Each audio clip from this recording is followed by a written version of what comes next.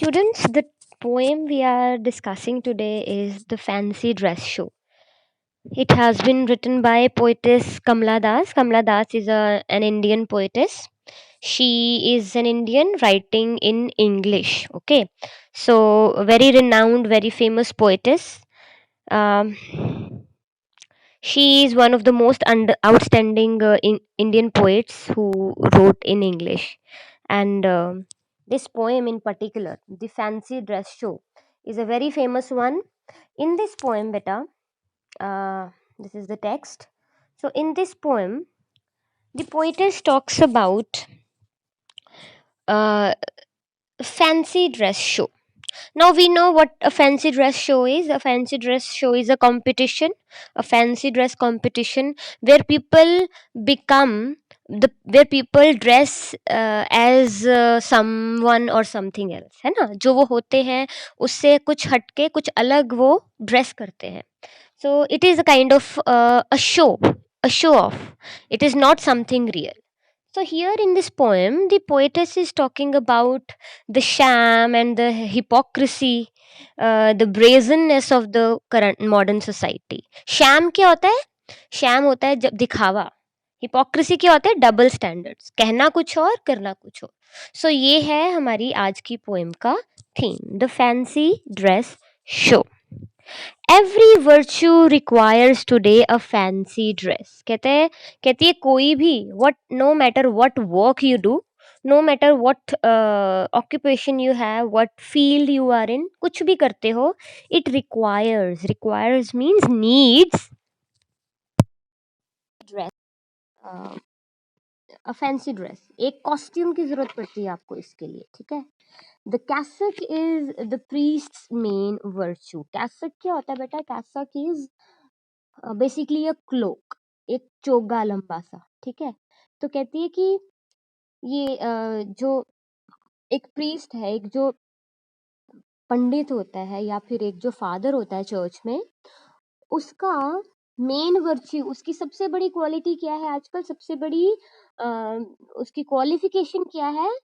He is a कैसिक, उसका cloak, उसका चोगा, उसका जो उसने कपड़ा पहना होता है ना, एक लॉन्ग सा उसने चोगा पहना होता है, एक ओवरकोट सा. तो कहती है कि that cassock is the main virtue. वो जरूरी हो, वही जरूरी है. अगर वो तुम्हारे पास हो तो तुम एक बड़ी सक्सेसफुल प्रीस्ट बन सकते हो.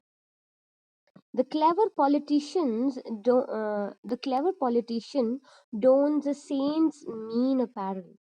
इसी तरह से politicians who are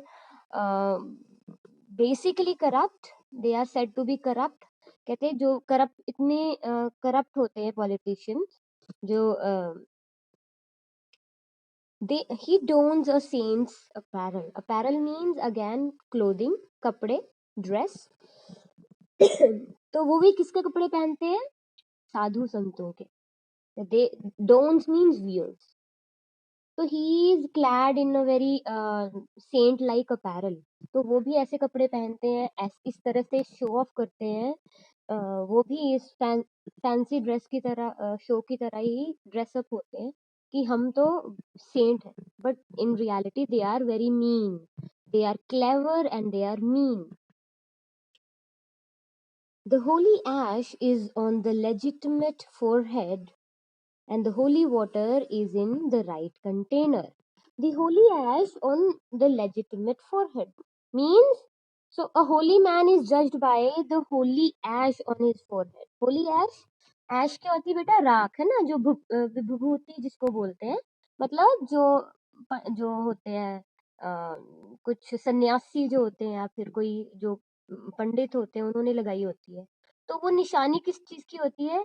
उनके वर्च्यूज की, उनकी क्वालिटीज की, फिर वो लगाते हैं. लेकिन कहती है पोएटेस सेज आजकल ये इतना कॉमन है कि कोई भी अगर होली ऐश मल ले, ये राख मल ले अपने माथे पे, वो लेजिटिमेटली क्या बन जाता है? प्रीस्ट बन जाता है, होली मैन बन जाता है.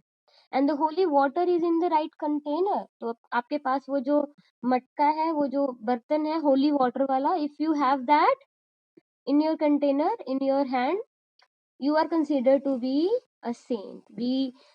In this modern so called modern society, आजकल बहुत आसान है ना एक बाबा बनना, एक संत बन जाना। उसके लिए आपको बस एक क्लोक चाहिए, एक कैसेक चाहिए, आपको होली ऐश चाहिए माथे पे रगड़ने के लिए, साथ में आपको होली वाटर चाहिए। आपके पास अगर वो सब है, you are consider to be what, a clergy man, a priest.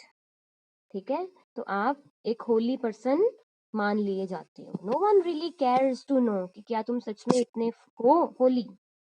Confessions are mumbled regularly in the dark. Beta, in Christianity, I hope you know there is a convention, there is a tradition of confession.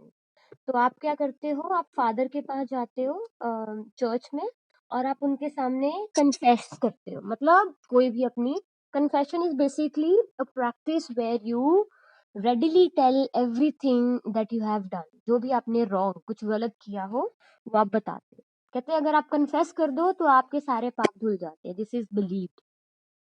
तो the poetess says, Kamala Das says, confessions are mumbled. Mumbled means बड़बड़ाना। कहती वो तो बड़बड़ाते हैं सब regularly in the dark. Church में जाके सब लोग मम्बल करते हैं और उनको लगता है कि उनके सारे पाप इस प्रैक्टिस से धुल जाएंगे। The patriots have survived their long fasts. कहती है the poetess says that the patriots, so called patriot, आजकल पेट्रियट भी ऐसे ही लोग बन जाते हैं। पेट्रियट कौन होता है बेटा? पेट्रियट इज देशभक्त, है ना, कोई जो देशभक्त है। लेकिन कहती है देशभक्त भी ऐसे ही बन जाते हैं, and they have survived their long fast. ये जो पॉलिटिशियंस हैं, ये जो पेट्रियट्स हैं, दे फास्ट, इतने लंबे लंबे फास्ट रखते हैं। फास्ट क्या होता है? व्रत करना। तो इतना व्रत करते हैं वो, लेकिन फिर भी सरवाइव कर जाते हैं, बच जाते हैं, इतना इतना हफ्ता हफ्ता व्रत रख के भी। The children of the poor have not been so lucky. लेकिन बेचारे ये जो बच्चे हैं स्लम एरियाज में, गरीबों के जो बच्चे हैं, वो इतने लकी नहीं है। So here the poetess is being sarcastic. तो व्यंग कस रही है कि वो सच में फास्ट नहीं रखते, नहीं तो भूख से मर ना जाए। तो जो गरीबों के बच्चे हैं वो ज्यादा मरते हैं ऐसे लोगों से जो इतने इतने दिन फास्ट करते हैं। सो वो सब क्या होता है? ढोंग होता है। It is all a sham. We hear, okay, the children of the pool have not been so lucky, we hear. A pity. The city morgues are full of unclaimed cadavers. Yes. कहती है ये जो मॉर्ग्स क्या होती है बेटा? मॉर्चरीज होती है। मॉर्चरी क्या होती है? मुर्दा घर। कहते हैं ये जो घरों ये जो शहर के मुर्दा घर हैं, मॉर्चरीज हैं, they are full of unclaimed cadavers. Cadavers means dead bodies. मुर्दों से भरे पड़े हैं आज मुर्दा घर जो शहर के हैं। Yes, God is in his heaven. लेकिन कोई चिंता की बात नहीं है, क्योंकि भगवान अभी भी स्वर्ग में है, and all is right with this stinking world. Stinking, stink क्या होती है बेटा? अ बैड ओडर, बदबूदार। कहती है ये जो दुनिया है, ये जो घटिया ये जो वर्ल्ड है, ये अभी भी सब ठीक है इसमें। इसका मतलब क्या? लास्ट की पोएम्स में the poetess is utterly disgusted. इतनी डिसगस्ट से, नफरत से भर जाती है वो कहती तो है कि भगवान है और सब ठीक हो रहा है दुनिया में, लेकिन look at the choice of words of the poet. All is right with this stinking word. So here the poet is in an utterly pessimistic tone. Pessimistic क्या होती है? Negative tone. तो नेगेटिव, बहुत ही निराशा वाली, सैड पैसिमिस्टिक टोन में क्या कहती है? In a very morbid sad tone. Morbid sad मतलब होपलेस टोन में क्या कहती है? ठीक है, सब ठीक ही हो रहा है दुनिया में, कुछ गलत नहीं है। मतलब so much wrong is happening कि अब सही गलत का क्या ही फर्क रह गया। तो it is all about show off, it is all about hypocrisy, it is all about a fancy dress show. तो सब दिखावा ही रह गया है। तो भगवान भी शायद दिखावा कर रहा है। Even God is just pretending to be sitting in heaven, and as if everything is right with the world, जैसे कि सब कुछ ठीक हो इस दुनिया में, राइट?